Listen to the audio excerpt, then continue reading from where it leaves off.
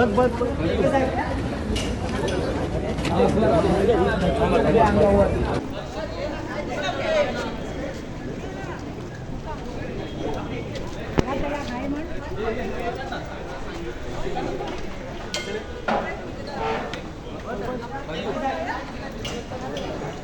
Sir आहेत ना।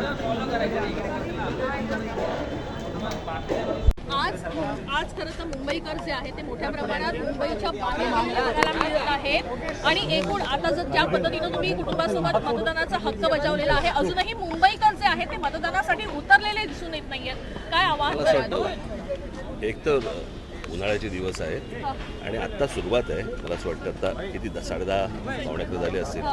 संध्याकाळी 5 वाजेपर्यंत आहे. आपण 5 वाजेपर्यंत बघू किती मतदान होतंय ते.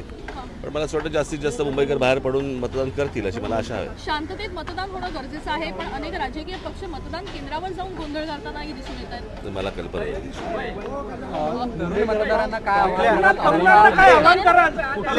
मोठ्या प्रमाणात मतदान करते आहे यावेळेस? काही नाही, तेच घ्यायचा बेटा वाक्य आपलं, मतदानाचा अधिकार बजवा. कळलं का?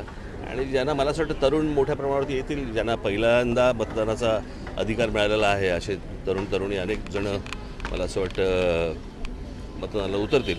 आणि बाकी ज्यांच्या काहींच्या आशा संपल्या असतील त्यांच्याकडनं तुम्ही मतदानाची अपेक्षाच करू नका. साहेब, महिला वोटर यावेळेला एक टर्निंग पॉईंट असेल. महिला ज्या प्रकारे महिलांची संख्या आहे दुसऱ्या राज्यांमध्ये पाहिलेलं आहे की महिला गेम चेंजर होतात. ते येतील आता मतदानाला उतरतील. ठीक आहे.